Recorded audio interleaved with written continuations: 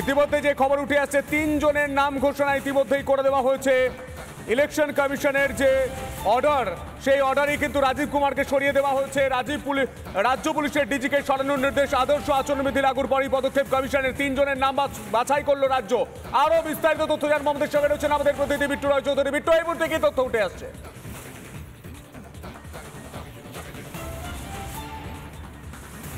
দেখো, এই মুহূর্তে মূলত ৩ জনের নামকে কমিশনের তরফে জানানো হয়েছে যে বিকেল ৫টার মধ্যে ৩ জনের একটি প্যানেলের যেই তালিকা, সেই তালিকা দিতে হবে কমিশনকে, এবং সেই মতো করেই নবান্নের তরফে যে ৩টে নামকে বাছা হয়েছে, তোমার আরেকবার বলবো, রাজেশ কুমার, তার পাশাপাশি সঞ্জয় মুখোপাধ্যায় এবং রণবীর কুমার।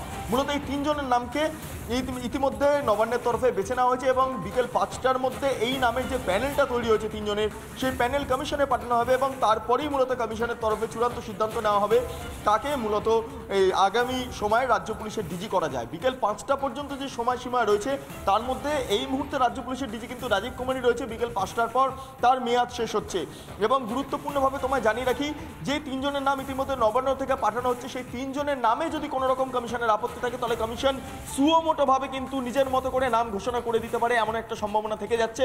অর্থাৎ গুরুত্বপূর্ণভাবে দেখা যাচ্ছে যে ৩ জনের নামকে এই মুহূর্তে গুরুত্ব দিয়ে নবান্নের তরফে যে প্যানেল তৈরি করা হয়েছে সেই প্যানেল কমিশনে পাঠানো হচ্ছে এবং সেইখান থেকেই মূলত চূড়ান্ত সিদ্ধান্ত গ্রহণ করবে রাজ্যের মুখ্য নির্বাচনী আধিকারিক দপ্তর এবং জাতীয় নির্বাচন কমিশন। এবং আরেকটা বিষয় গুরুত্বপূর্ণ তোমায় জানিয়ে রাখি সন্তু, যে রাজীব কুমারকে সরানোর নেপথ্যে প্রথমত কারণ যেটা জানা যাচ্ছে, বিভিন্ন বিরোধী দলের তরফে দীর্ঘদিন ধরে রাজীব কুমারের বিরুদ্ধে নানা অভিযোগ করা হচ্ছিল এবং সেই অভিযোগের প্রেক্ষিতেই কার্যত এই পদক্ষেপ নিয়েছে কমিশন। এবং আরেকটা বিষয় তোমায় জানিয়ে রাখি যে ৩ জনের নাম ইতিমধ্যে নেওয়া হয়েছে, তার মধ্যে সঞ্জয় মুখার্জির নামটা খুব গুরুত্বপূর্ণ। এই কারণে গুরুত্বপূর্ণ কারণ ২০১৬ সালে যখন রাজীব কুমারকে সরিয়ে দেওয়া হয়েছিল কমিশনের তরফে, সেই সময় দায়িত্বে এসেছিলেন সঞ্জয় মুখোপাধ্যায় এবং সঞ্জয় মুখোপাধ্যায় অত্যন্ত সিনিয়র একজন অফিসার এবং এক্ষেত্রে দাঁড়িয়ে তার যেই রেকর্ড রয়েছে সেই রেকর্ডে কার্যত কমিশন সন্তুষ্ট, এমনটা আমরা জানতে পারছি। অর্থাৎ এখন যে তালিকা কমিশনে পাঠানো হবে, নবান্নের তরফে যে প্যানেল পাঠানো হবে, সেই প্যানেল থেকে কমিশন এই ৩ জনের মধ্যে একজনকে বেছে নেন কিনা সেটাই দেখার বিষয়, নাকি এই ৩ জনের নাম বাতিল করে কমিশন স্বতঃপ্রণোদিতভাবে বা সুমোটোভাবে নিজের মতো করে নামও ঘোষণা করে দিতে পারে, সেই দিকে তাকিয়ে রয়েছে বাংলার মানুষ। এখন বিকেল ৫টার পর জানা যাবে রাজ্য পুলিশের আগামী ডিজি কে হতে চলেছে। তবে বিকেল ৫টা পর্যন্ত যেহেতু মেয়াদ রয়েছে, সেক্ষেত্রে দাঁড়িয়ে রাজীব কুমার কিন্তু এখনো পর্যন্ত রাজ্য পুলিশের ডিজি। বিকেল ৫টার পরই সম্পূর্ণ যেই চিত্রটা বা ছবিটা রাজ্য পুলিশের, সেই ছবিটা সম্পূর্ণভাবে বদলে যাবে। ২০১৬ সাল, ২০১৯ সাল, ২০২৪ সাল, ৩ বারের ভোটের আগেই রাজীব কুমারকে কিন্তু সরিয়ে দেওয়া হলো।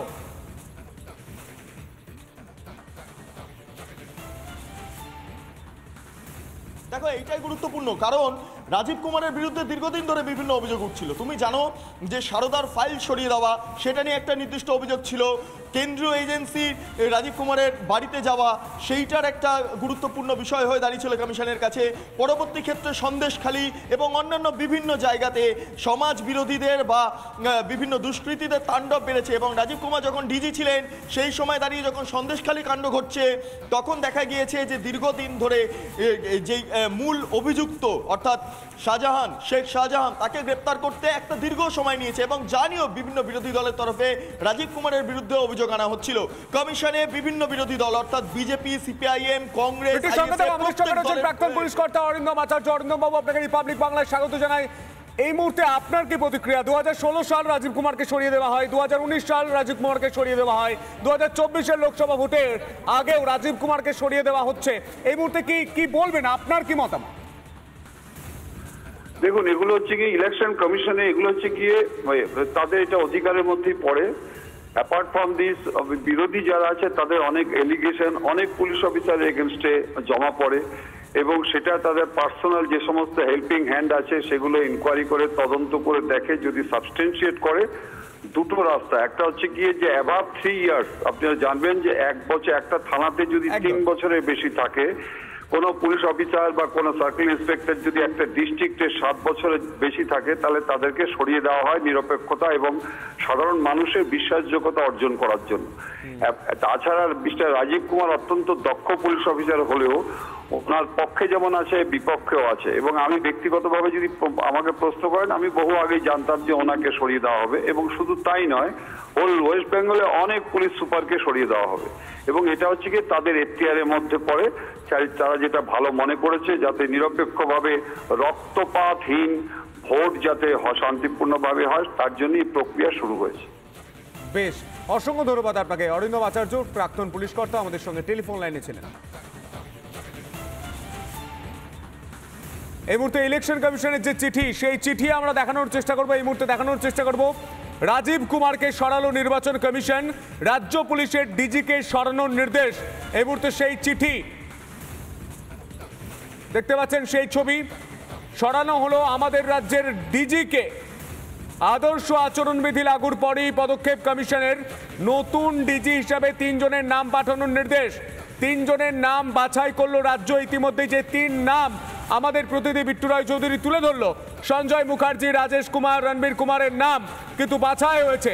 কিন্তু সব থেকে বেশি উল্লেখযোগ্য 2016 সালের ভোটের আগেও, 2019 সালের ভোটের আগেও, 2024 সালের ভোটের আগেও সেই একই পুলিশ অফিসার, সেই রাজীব কুমারকে সরিয়ে দেওয়া হলো।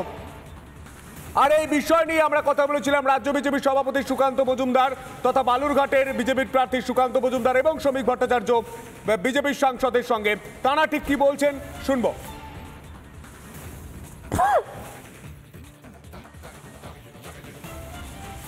রাজীব কুমার সরবে, এটাই তো স্বাভাবিক, এটা অস্বাভাবিক কিছু নয়। কারণ এর আগেও তাকে ভোটের সময় সরানো হয়েছিল, তাকে সিবিআই একসময় গ্রেপ্তার করতে গেছিল, তারপরে যিনি পলাতক ছিলেন তাকে বাঁচানোর জন্য মুখ্যমন্ত্রী ধর্ণা নামক নাটক করেছিলেন। যে পুলিশ অফিসারকে বাঁচানোর জন্য মুখ্যমন্ত্রী নাটক করেন, ধর্ণা করেন, স্বাভাবিকভাবে সেই পুলিশ অফিসারকে দিয়ে কোনো ভোট করানো যায়? তাহলে সেই ভোট নিরপেক্ষ হবে? কোনো হওয়া সম্ভব নয়।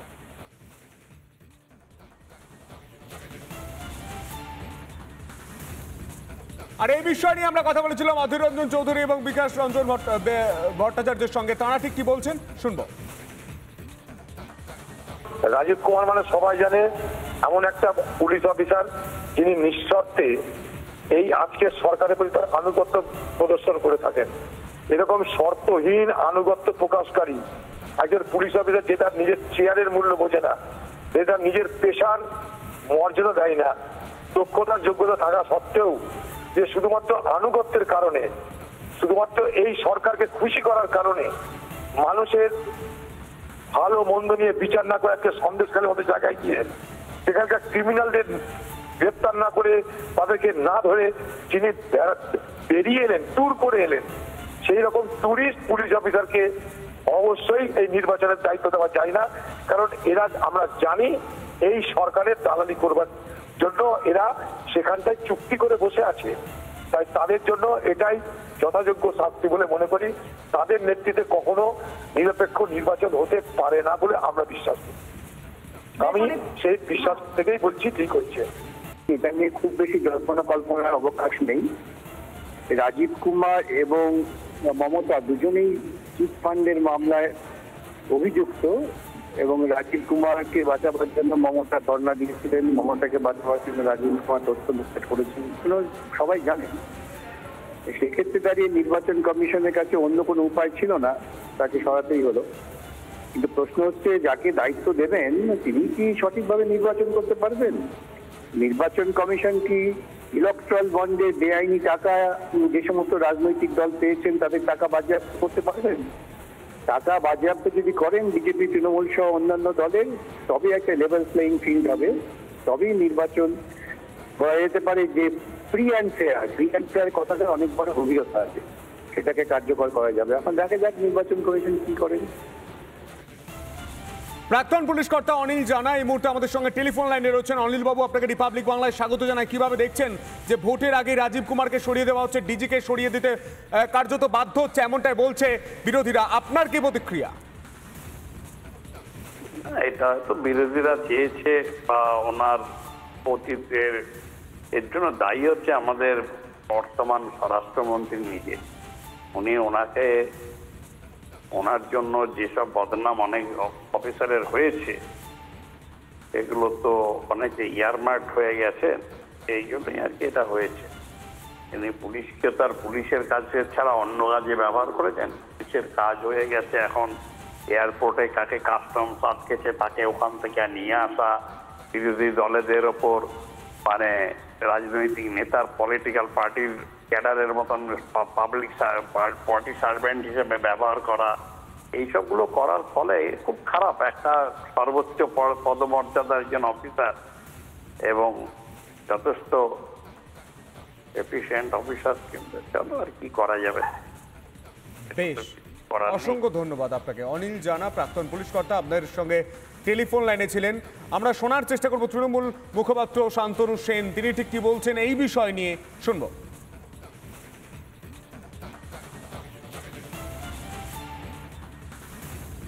ভারতীয় জনতা পার্টি এই দেশে আর কোনো স্বশাসিত সংস্থাকেই নিরপেক্ষভাবে কাজ করতে দেয় না। তারা ক্ষমতার অপব্যবহার করে সমস্ত কেন্দ্রীয় সংস্থাকে নিজেদের কুক্ষিগত করে নিজেদের স্বার্থে ব্যবহার করে।